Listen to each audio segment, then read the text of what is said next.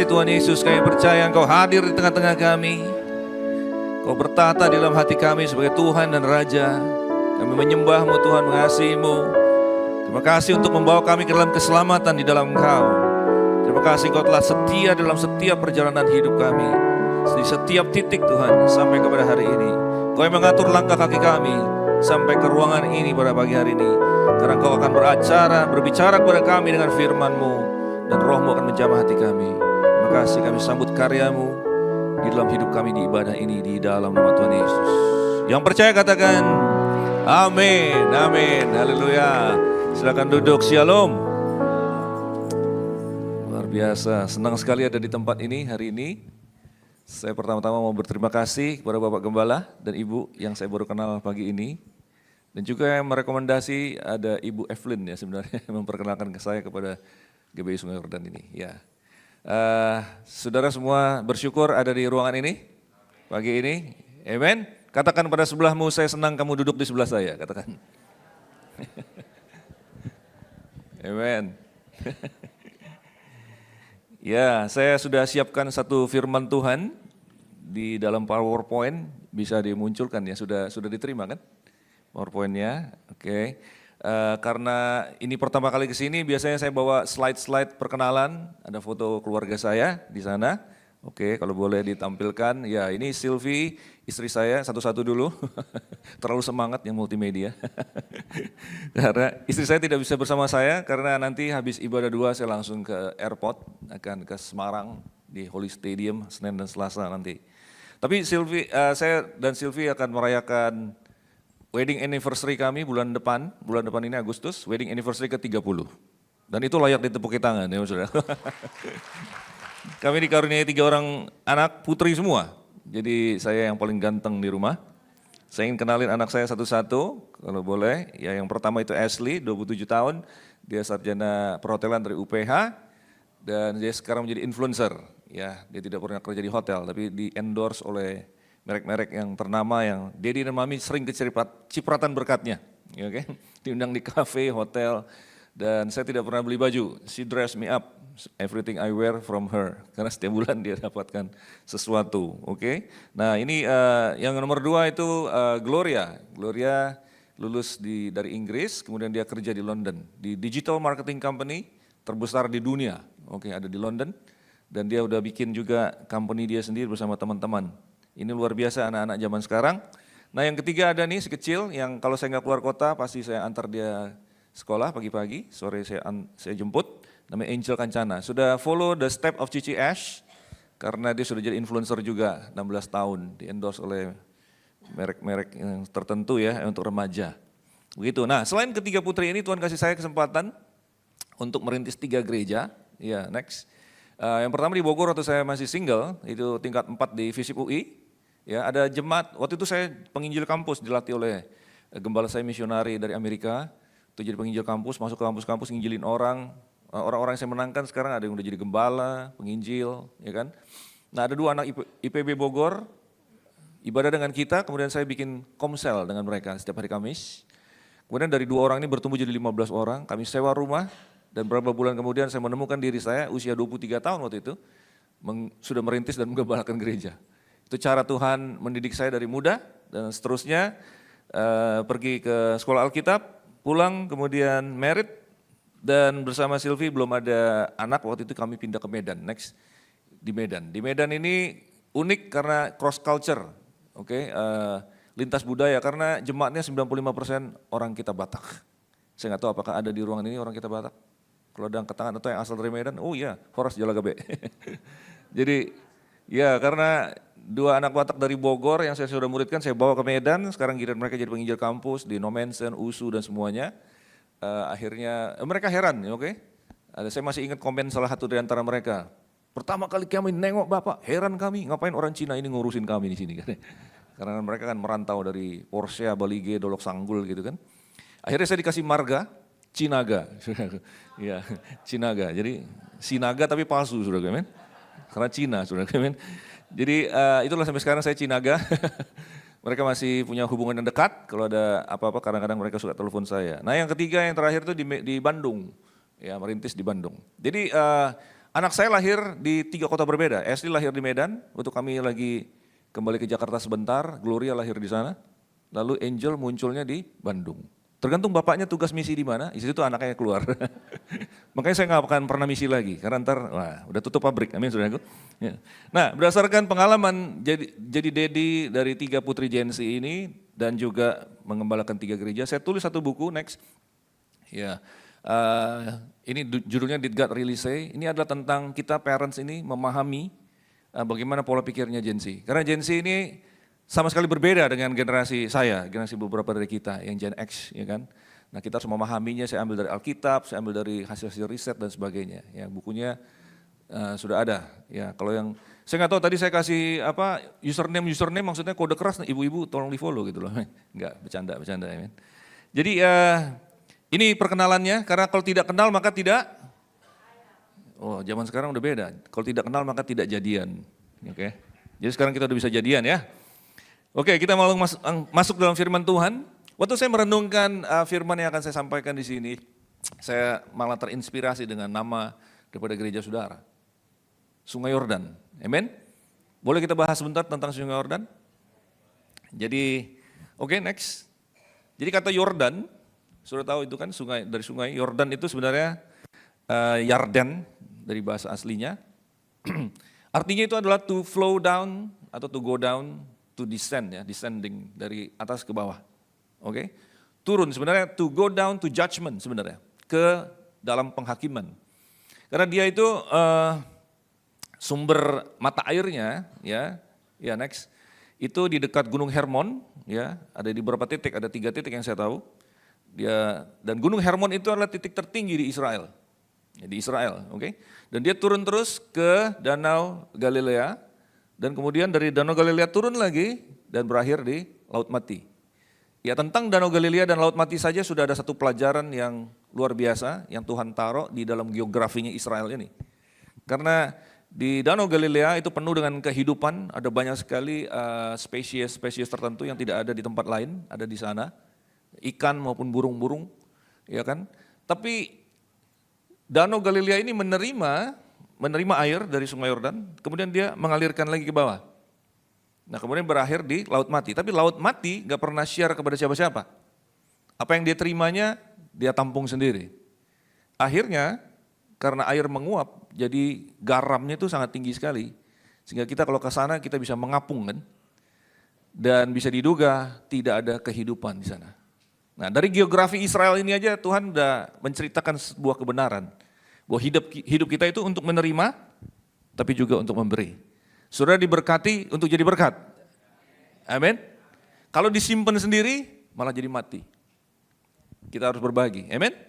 Nah, jadi ada satu hal lagi yang waktu saya merenungkan persiapan ke tempat ini, pada saat saudara ingat di dalam Alkitab kita pernah membaca tentang Bapa berkata kepada atau tentang Tuhan Yesus, inilah anak yang kukasihi, kepadanya aku berkenan. Ya, yang paling lebih terkenal itu pada saat baptisan kan? Baptisan. Tapi ingat ada satu lagi, Bapa mengatakan demikian, yaitu di Bukit Transfigurasi. Benar gak? Nah, yang saya percaya ada 2 teori tentang di mana Bukit Transfigurasi kalau sudah pergi ke Israel, dibawa ke Gunung Tabor. Tapi saya percaya Bukit Transfigurasi adanya di Gunung Hermon, tempat mata air Sungai Yordan tadi. Nah, tadi kan tempat tertinggi kan? Tempat tertinggi di Israel. Nah, jadi Bapa berkata 2 kali. Nah, ini akan menjadi topik kita nanti yang kita akan share. Oke? Pertama di puncak tertinggi. Bapa berkata, inilah anak yang kukasihi, kepadanya aku berkenan. Tapi kemudian satunya lagi adalah di Sungai Yordan. Di Sungai Yordan, tapi posisinya titiknya itu adalah dekat Laut Mati. Yang saya percaya pada saat Yesus dibaptis itu dekat Laut Mati, tempat Yohanes membaptis orang-orang.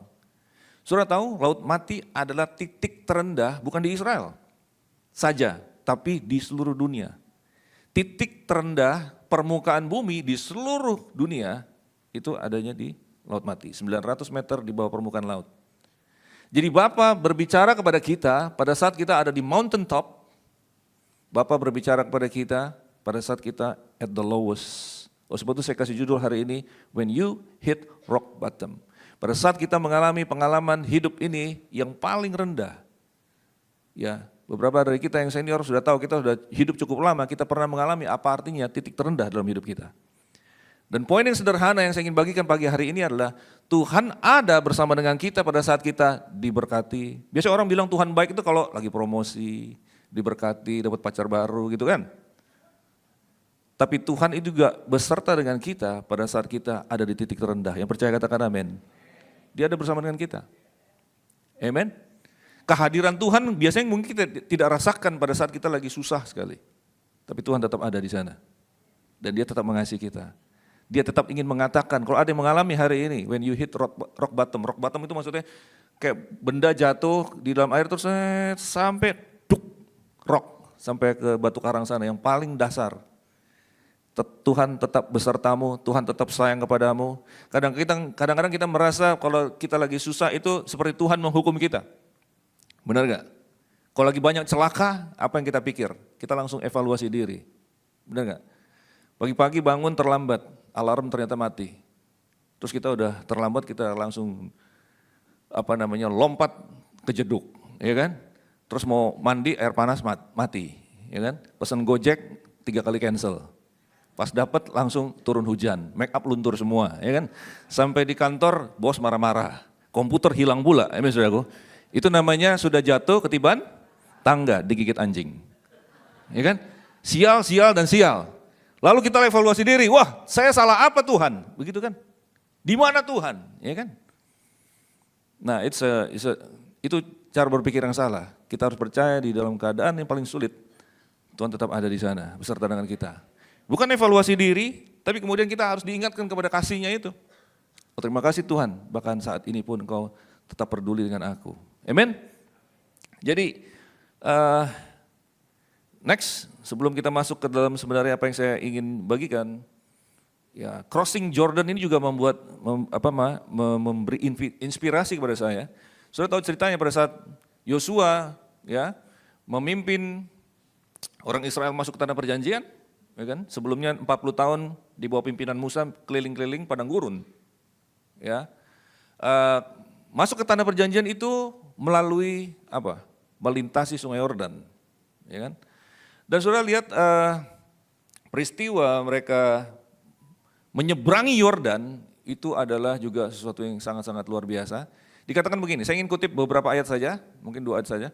Segera sesudah para pengangkut tabut itu sampai ke Sungai Yordan dan para imam pengangkat tabut itu mencelupkan kakinya ke dalam air di tepi sungai itu, Sungai Yordan itu sebak sampai meluap sepanjang tepinya selama musim menuai.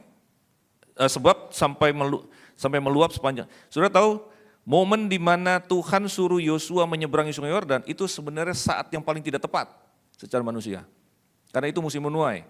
Dan sudah tahu kalau sungai itu kadang-kadang bisa melebar, ya kan?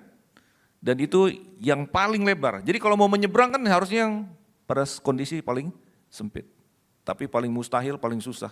Nah kemudian dikatakan, maka berhentilah air itu mengalir, air yang turun dari melonjak menjadi bendungan jauh sekali di dekat Adam. Sudah tahu Tuhan katakan begini kepada imam-imam, melangkahlah masuk, ya kan? Jadi imam ini harus dengan iman. Pada saat air masih seperti itu, mereka harus melangkah masuk, membawa apa? Tabut perjanjian, ya. Tabut perjanjian ini, nah ini intinya. Tabut perjanjian ini adalah lambang daripada Kristus. Ya, ada mercy seat, ada tutup pendamaian di atasnya. Di mana ditaruh darah kurban pada masa lalu dan akhirnya darah Tuhan Yesus sendiri kan. Jadi imam masuk ke Sungai Yordan itu adalah sebenarnya lambang daripada Kristus masuk ke dalam judgment tadi. Karena Sungai Yordan itu tadi apa? Going down to judgment. Jadi pada saat Tuhan Yesus naik ke kayu salib itu dilambangkan dalam peristiwa itu dengan imam itu masuk ke Sungai Yordan. Dan apa yang terjadi? Dikatakan air itu berhenti, bahkan di pushback seperti didorong ulang ke atas. Tadi kan dari gunung Hermon turun, oke. Tapi pada saat mereka menyeberang, dikatakan air itu naik ke atas, jauh sekali dikatakan. Ya ini kalau katanya dekat kalau ini kan. Jauh sekali, sampai ke kota apa namanya? Lucu sekali bukan? Ada kota namanya Adam. Karena penghakiman itu dimulai sejak Adam jatuh dalam dosa. Jadi karya Kristus di atas kayu salib itu mereverse, menghapus semua kutuk atas manusia sejak Adam. Peristiwa yang luar biasa. Dan hari ini kita boleh mengingat itu. Semua dosamu diampuni oleh karya Kristus. Tabut perjanjian itu adalah Kristus. Darahnya yang ada di atas tabut itu mengampuni dosamu. Dan semua kutuk kita boleh percaya, semua kutuk tadi, oleh sebab itu nggak usah evaluasi diri, kita evaluasi Kristus yang di atas kayu salib. Apa yang dia sudah tanggung bagi kita pada hari ini. Kita hidup di dalamnya karena kita ada di dalam Kristus. Apapun perkenan Bapa kepada kita, sebenarnya posisi kita sebagai orang benar, orang kudus, itu sebenarnya bukan kita. Tapi Kristus punya, diinjeksi ke dalam kita. Ya gara-gara pandemi kemarin kita ngerti tentang imunisasi dan sebagainya. Sebenarnya kebenaran Kristus yang sempurna itu diinjeksi ke dalam kita. Bukan oleh kebenaran kita berkenan kepada Bapa. Jadi hari ini bukan evaluasi diri, tapi evaluasi Kristus. Dia yang selalu ada beserta dengan kita, menolong kita, menyediakan semuanya bagi kita. Yang percaya katakan amin. Haleluya. Nah, oleh sebab itu saya ingin bawa kita, waktunya tinggal 10 menit lagi. Ya betul. Saya seorang storyteller, senang cerita, nanti kalau nggak dibatasi bisa bablas. Saya ingin cerita sebenarnya yang saya mau cerita kepada saudara hari ini adalah tentang bagaimana sang gembala yang baik itu ada di gunung maupun di lembah. Oke? Percaya katakan amin. Yang saya kutip pun ayat yang sangat terkenal, Mazmur yang paling terkenal mungkin, Mazmur 23. Oke, next. Semua pasti sudah familiar, Tuhan adalah gembalaku, takkan kekurangan aku. Saya langsung masuk ke ayat yang kedua. Ia membaringkan aku di padang yang berumput hijau. Ia membimbing aku ke air yang tenang. Langsung next, satu lagi. Ayat 3-nya, ia menyegarkan jiwaku, ia menuntun aku di jalan yang benar oleh karena namanya. Saya langsung ayat kedua dan ketiga ini karena saya ingin highlight, saya ingin tekankan, ada satu kata yang saya kasih merah itu. Ia. Oke? Nah, di sini posisi kita sebagai domba kan? Domba hanya menerima. Saudara senang nggak dibaringkan di padang yang berumput hijau? Dibimbing ke air yang tenang, amin? Saudara disegarkan jiwanya, dituntun di jalan yang benar, oke? Semua senang, kita menerima. Tadi kan seperti Danau Galilea, kita menerima. Nah, dia adalah gembala yang baik. Saya nggak tahu kenapa Tuhan mengumpamakan kita dengan binatang yang namanya domba ini. Karena binatang domba ini adalah salah satu binatang yang paling bodoh di dunia. Ya, saya percaya ini adalah ingin menunjukkan gambar bahwa kita ini sepenuhnya tergantung kepada sang gembala yang baik ini. Amin. Karena sementara binatang lain punya sarana untuk mempertahankan diri, domba nggak punya apa-apa. Oke, yang lain ada taring. Taring kok gini, cakar, taring, oke. Lari cepat. Terus apa lagi? Macam-macam ya, kuda bisa nendang ke belakang atau jerapah. Bahkan cumi-cumi punya apa? Ya, tinta. Yang lain bisa kamuflase dan lain sebagainya kan. Tapi domba punya apa? Gak punya apa-apa. Dia cuman gitu. Dan kerjaannya cuma ngikutin pantat teman yang di depan. Kalau yang di depan masuk jurang, dia ikut masuk jurang. Gak punya sarana pertahanan diri, gak bisa lari cepat, gak ada cakar, gak ada. Semuanya enggak, tergantung daripada si gembala harus pakai tongkat untuk melindungi, ya kan? Nah, ternyata kita ada di dalam cerita ini. Terus dikatakan iya itu kitalah objeknya, oke? Nah, sesuatu terjadi pada saat kita masuk ke ayat berikutnya, ayat yang keempat. Karena dikatakan, sekalipun aku berjalan dalam lembah kekelaman, aku tidak takut bahaya, sebab engkau besertaku, gadamu dan tongkatmu itulah yang menghibur aku. Subjek dari kalimatnya berubah, tadi iya, sekarang apa? Aku. Nah inilah yang poin, mungkin yang salah satu poin terpenting yang saya ingin share.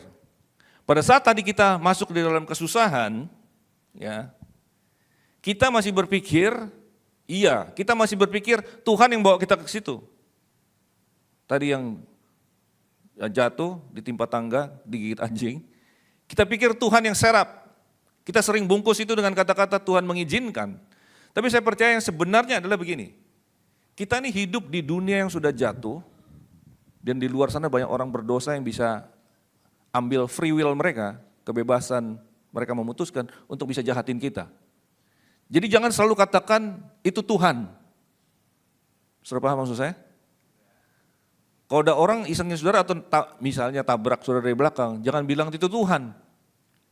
Itu adalah kenyataan di dunia ini, ada banyak orang jahat, ada banyak orang lemah, ada banyak orang alpa, ada banyak orang yang karakternya tidak baik. Ya, tetangga itu loh yang suka setel musik yang gede-gede mengganggu baby kita atau cucu kita. Amen. Yang parkir suka sembarangan di depan gate kita. Jangan bilang itu semua kesengsaraan itu Tuhan. Tapi kita, nah terlebih lagi dikatakan begini, sekalipun aku berjalan dalam kekalahan, aku berjalan. Jadi pada saat si domba itu kemudian karena kebodohannya jatuh dari jurang itu, sebenarnya gambarnya itu seperti masuk lembah kekelaman, jatuh ke jurang, tadinya ada padang rumput yang hijau yang enak, tapi dia ke sana, itu adalah si domba ini yang ambil keputusan. Aku berjalan. Saudara paham maksud saya? That's very important. Karena ada orang bilang gini, kalau pada saat kecelakaan, Tuhan yang bikin celaka. Loh, Tuhan gak pernah bikin kita celaka. Yang ada adalah dia menebus kita daripada penderitaan kita. Ada orang mengatakan kalau nggak mengampuni nanti Tuhan kasih kanker.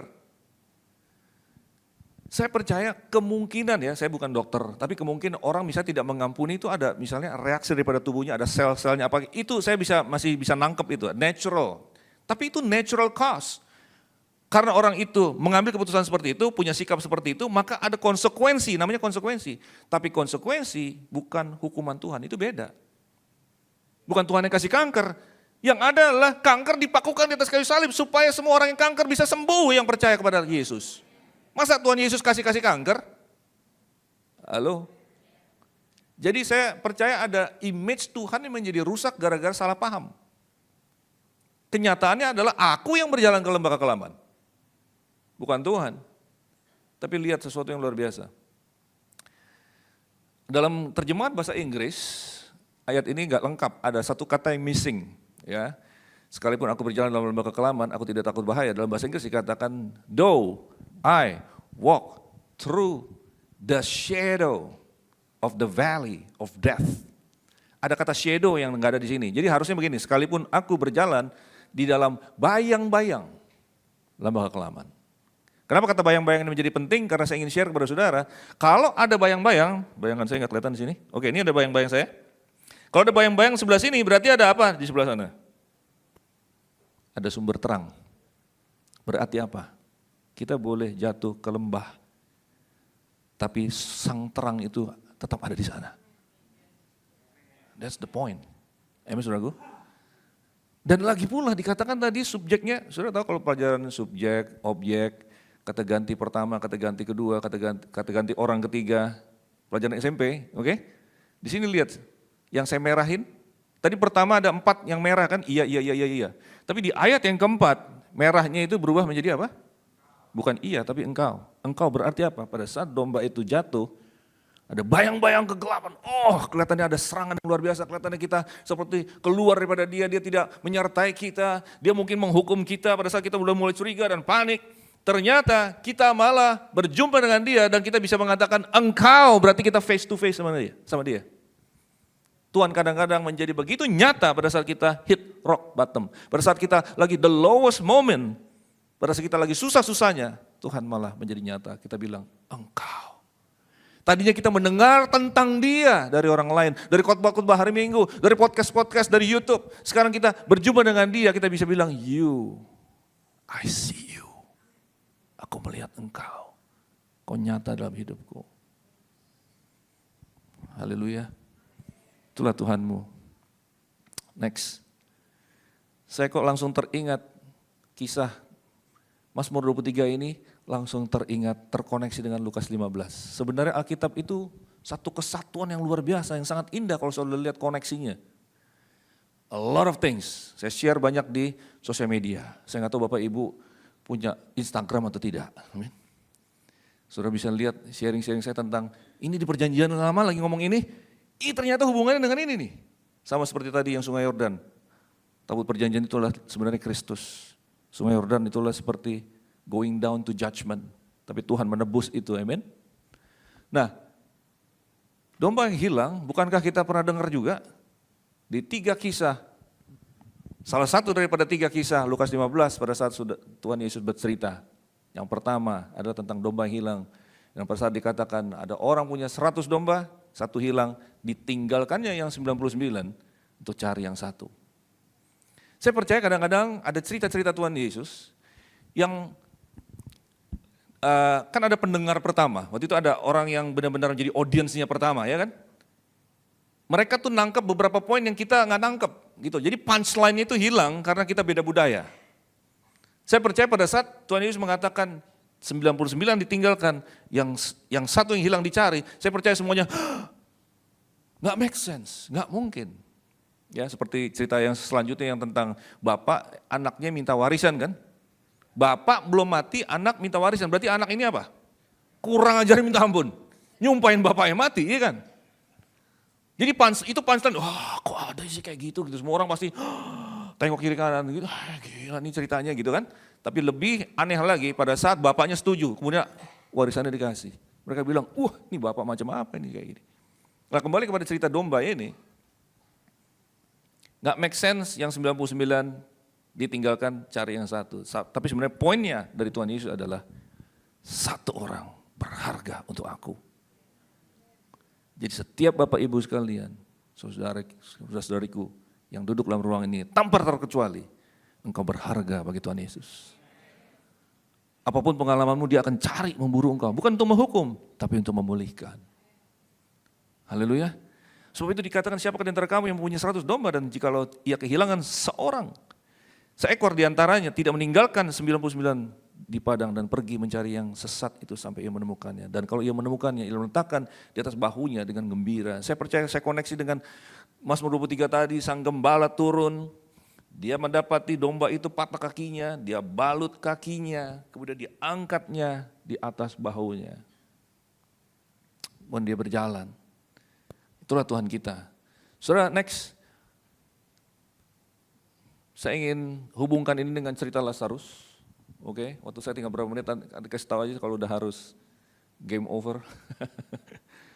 Saudara pernah bertanya-tanya gak? Ini menjadi renungan saya beberapa waktu yang lalu.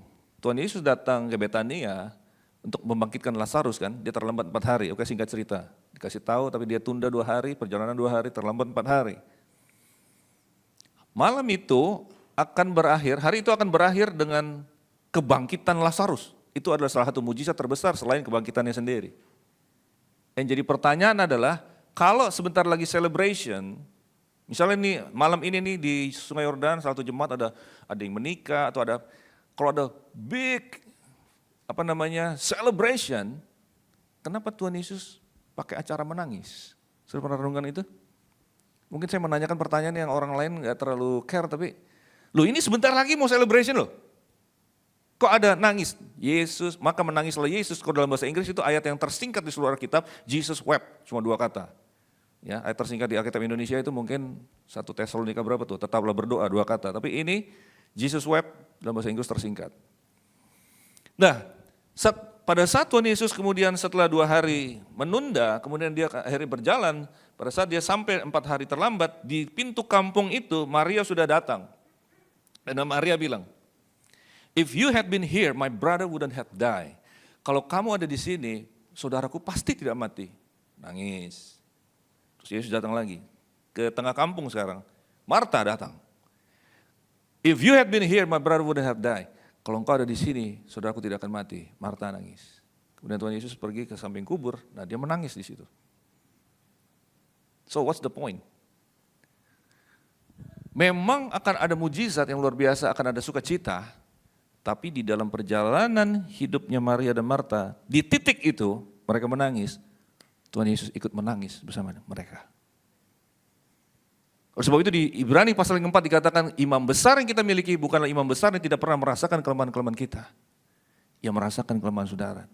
Dia melalui semuanya. Semenderita-menderitanya kita nggak pernah semenderita Tuhan Yesus.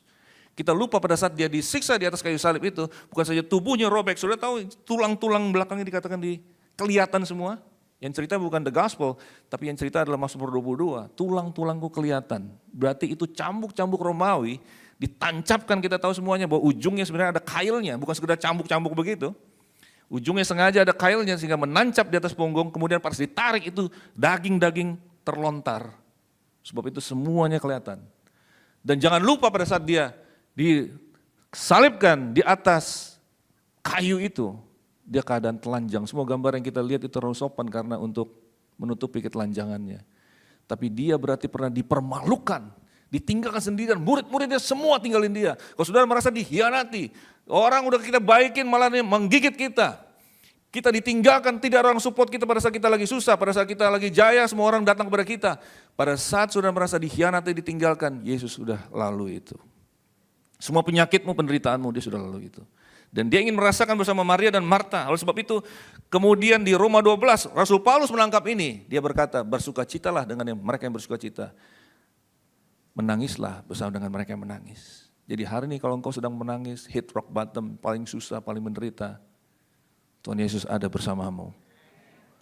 Dan dia siap untuk memulihkan kita. Amin saudaraku. Saya ingin tutup dengan ini, pemain musik mungkin bisa maju ke depan.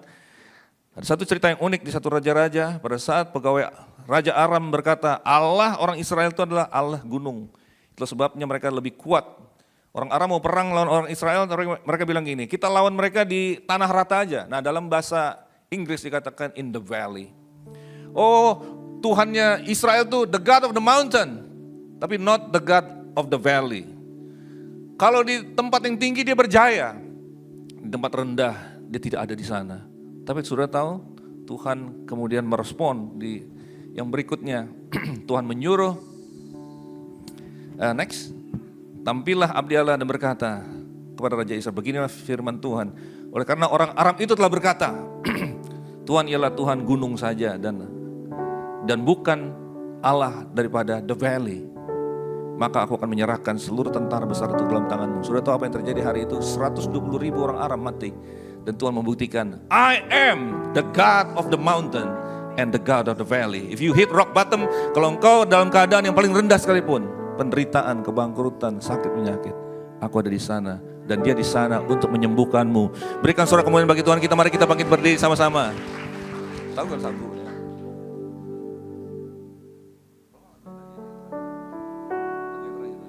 Kita nyanyikan chorus lagu yang terakhir tadi kita nyanyikan. Yesus. Yes. Yes. Silakan. Chorusnya aja, chorusnya. Yes. Yes. Yesus kau segalanya Yes. bagiku, Tuhan dan Rajaku. Kasih sayangmu melimpah di dalam hidupku. Salibmu tebusku, bebaskanku, sembuhkan aku. Ku percaya mujizatmu, ku alami Sekarang ini. Katakan, Yesus. segalanya bagiku, Tuhan dan Rajaku. Yes, dengan iman. Kasih sayangmu melimpah di dalam hidupku. Salibmu tebusku, bebaskanku, sembuhkan aku. Ku percaya mujizatmu, ku alami sekarang ini. Saya yang berdoa untuk saudara sementara kepala ditundukkan. Beberapa dari saudara mungkin merasakan, ya firman itu untuk aku. Aku sedang mengalami titik terendah, aku sedang mengalami kesusahan, aku sedang mengalami merasa ditinggalkan, depresi, stres. Dan aku merasa seperti Tuhan meninggalkan aku. Maka hari ini diyakinkan kepadamu, Dia adalah Tuhan juga di lembah, Tuhan di tengah kondisi yang rendah di dalam hidup kita. Dia tidak pernah meninggalkanmu. Dia ada di sini bahkan untuk memulihkan, untuk menyembuhkan, untuk menolong, dan mujizatnya tersedia bagimu. Siapa yang memerlukan seseorang untuk berdoa bersamamu? Engkau mengatakan, Pastor Yusak, aku perlu orang yang berdoa bersama dengan aku. Angkat tangan saudara, saya ingin berdoa dari atas ini. Dimanapun kau berada, angkat tanganmu. Tuhan, kau melihat tangan-tangan yang diangkat. Ada beberapa yang sedih Tuhan, untuk apa yang terjadi kepada anak-anaknya, itu mungkin cucunya. Ada yang sesuatu yang dibuat stres dengan hubungan-hubungan yang retak. Ada yang bergumul secara keuangan, dan ada beberapa juga di dalam kesehatan tubuhnya. Hari ini Engkau ada di sini Tuhan, di lembah tempat yang terendah kami. Pada saat kami menangis, Tuhan Yesus Engkau ada di sana. Terima kasih Engkau setia kepada kami, bukan saja pada saat kami menang. Engkau bukan saja Tuhan atas orang-orang yang kuat, tapi pada saat kami lemah sekalipun, Engkau adalah tetap Tuhan kami. Aku berdoa Engkau meyakinkan mereka, membisikkan ke telinga mereka, I love you my son and my daughter. Aku ada di sini untuk menolong Engkau. Dan terima mujizat daripada Tuhan, pertolongan Tuhan, kesembuhan, pemulihan, bahkan yang sakit di tubuhnya sembuh pada hari ini. Di dalam nama Tuhan Yesus, beri sorak kemuliaan bagi Tuhan kita. Yesus Kau segalanya bagi